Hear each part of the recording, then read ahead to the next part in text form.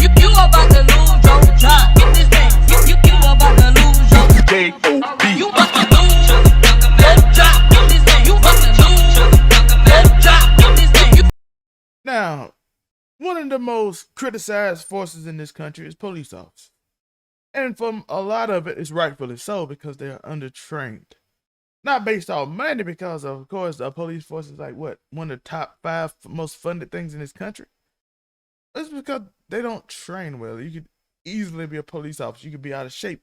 You don't have to be the smartest. Your aptitude test is pretty low. And matter of fact, if you score low on your aptitude test, they probably put you in a area with people that look like me, poor income area too, or trailer parks or something like that. Like, you know, that's who they send you to the worst areas because they like, oh, this person has a low aptitude. So there, like I said, there's a plenty of great police officers who do their job, do it well, have perfect aptitude. But then there's also police officers who are trash. We also have the system, of course, we make it political, where you do sheriff office, Republican, Democrat, Second Amendment. We have to fight for this because this is our brand of who we are, blah, blah, blah, blah, blah. Whereas the military, you don't really have that. Generals become general off merit. You don't have to vote nobody in. They don't have to be Republican or Democrat. Most people don't care about that in that situation because it's not relevant to your job. You don't have to be voted in. It's nothing to convince you.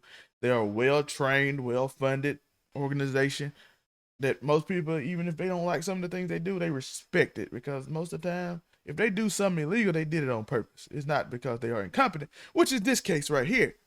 Pure incompetence. It's your boy Lifeless, looking cute, looking clean, looking sexy. Remember to like and subscribe, hit the notification bell. We are live every Thursday with me and Rubes discuss these topics. And if you can't make the lives, we put these videos out throughout the week. I know it's been a little lacking, but you see lately we've been doing more.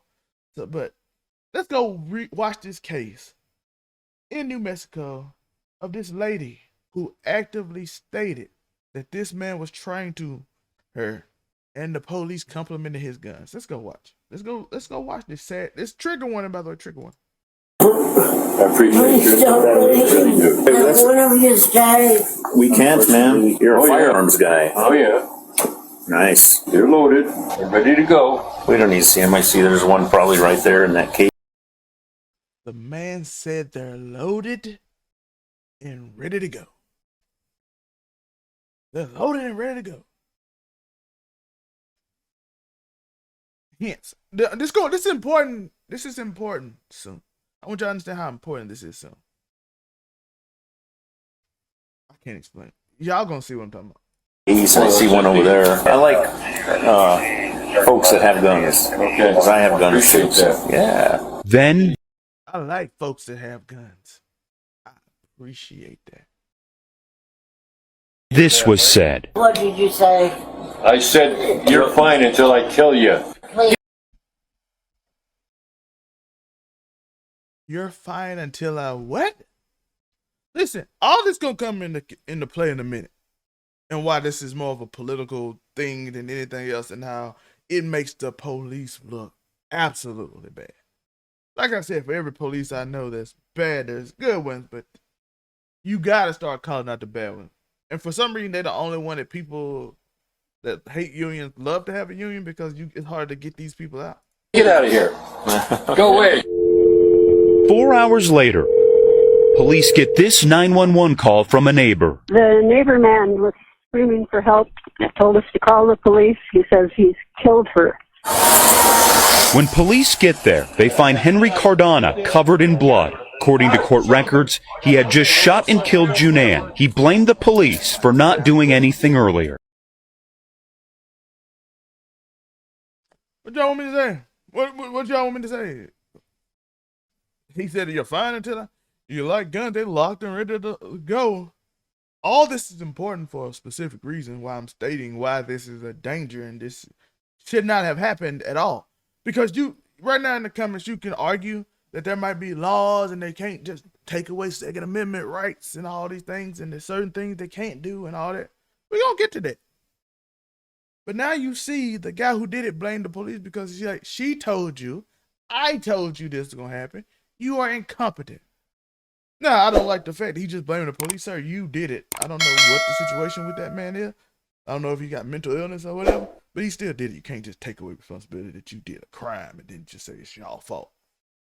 But at the same time, it is kind of their fault. They could have saved that woman's life. You're not listening. You need to help me at all. Do you understand the rights It's all I'm your reading you? fault. You guys caused this. Down to the Rio Rancho Police Department's Chief Stuart Steele. He declined to do an interview.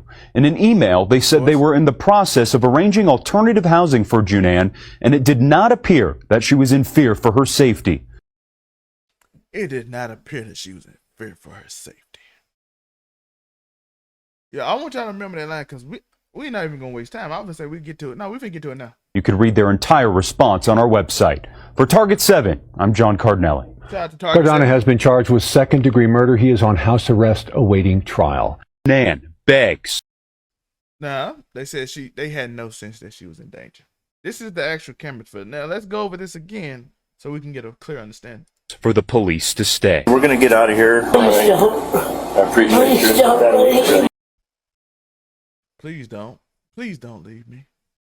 Oh, it's no signs of danger at all. There's no signs. We just want to go over this again. We saw it already. Trigger warning. Again, please don't leave me. But there's no sign she was fearful of her life, right?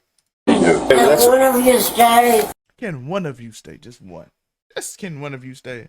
There was no fear of her life, but she just wanted one of you to stay. She actually called the police, so again, there was no, we didn't sense any danger that she was actually scared. Even though we just saw her voice that she sounded terrified and was begging them to stay. Let's go read more on this. But this is the part that we want to get into. We want to get into the legal aspect now. A law has been in place for the police departments and law enforcement to remove firearms from anyone they think is an immediate threat to someone. However, Target 7 has learned one of New Mexico's largest county, Sandoval County, has never used it. Some argue that 82-year-old Rio Rancho woman Juan Fennell would still be alive if it was. So there's a law based on this.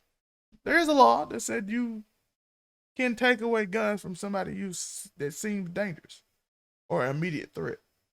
But of course, they didn't think it was an immediate threat, even though he said, "I'm locked and loaded. I can do it if I okay." When he called the police and they're like, "The gun's locked and loaded," I'm gonna compliment your gun collection. Oh, I see one right there. Yeah, that's the one I'm gonna use. I'm finna in there in a few hours. Yeah, I see you in 3 hours. It's your fault when I did this because I told you I was gonna do this. She told you I was gonna do this. Oh, it's a joke. Oh, they're all joking. Why would she call the police for a joke?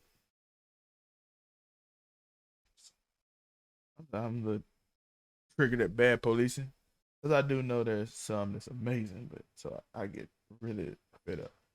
The Rio Rancho Police Department fire department arrived at a home in April to find Fennell in a hospital bed. First responders were there after caretaker Henry Cardona called for emergency service. Cardona told 911 that Fennell was uncontrollable and that they needed to get her out of the home for her own safety.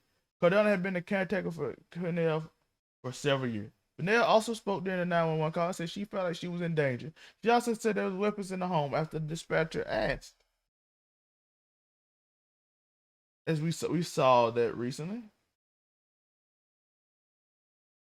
Police returned to find Cardona. Court legal expert John Day said more could have been done. In this particular case, it sounded like there were plenty of information that the law enforcement had that they would have triggered the implementation of the red flag law.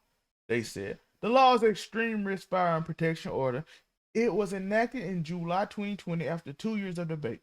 However, the majority of elected sheriffs, notice elective, in New Mexico opposed it and said they will not enforce the law. However, the past law enforcement and prosecutors to petition the court. Those petitions will have a gun owner's gun seized. If there is credible threat, they will do harm to others or themselves. They explain how it works. There's a process for the law enforcement to go to a court and get a temporary order saying to get those guns away, put them away somewhere safe, they said. We'll deal with this and let some time pass and let people cool off. So now they're thinking about implementing. After this lady lost her life, all you gotta do is say, hey, we'll leave a police officer with you. We're gonna go get this petition. We're gonna take the guns away, and we're gonna see if it's a threat. And if it's no threat, we'll give the guns back. That's all you have to do. It doesn't violate his rights or anything. It's an actual law. Like if you're an immediate threat, this lady called us saying you're a threat. That means she feels danger. That means we have to take your guns temporarily. And then we'll give them back if there's no threat. That's how you should work this, right? That's how this should work, right? But no, elective sheriffs said no, Second Amendment rights, we have to fight for our rights because we're American. That's what we do. We have to make everything so much difficult because of some weird value system that makes no sense and has no place in society because it doesn't. Second Amendment, like our First Amendment right, Second Amendment, all have qualifiers. Everybody shouldn't be able to have it's a reason why we don't let certain people with a mental aptitude not have guns, because they might do crazy things. And sometimes they still get guns somehow and do crazy things. And we see it on TV all the time. And little children, elderly people lose their lives. I just want y'all to understand how dangerous this way of thinking is, this cult mindset of Second Amendment, First Amendment, without using common sense. I gave you a Second Amendment thing. I gave you leeway on that Second Amendment thing, right? I said, listen, you can get the gun back. You just an immediate threat. We need to make sure you neutralize so you don't hurt this lady. Instead, the lady lost her life because, again, politics, right? For God-given rights in this great country. And I'm not even against gun rights. I'm not against gun ownership or none of that. I am against you not liking and subscribing, not hitting that notification bell, not watching us live Thursday, and if you don't watch us live Thursday, not watching the recordings. I am firmly against that. So do that. It's Classic Rubes. It's Zell. Yeah. Tell me your thoughts in the comments. This is absolutely crazy. America can't beat it. You about to lose.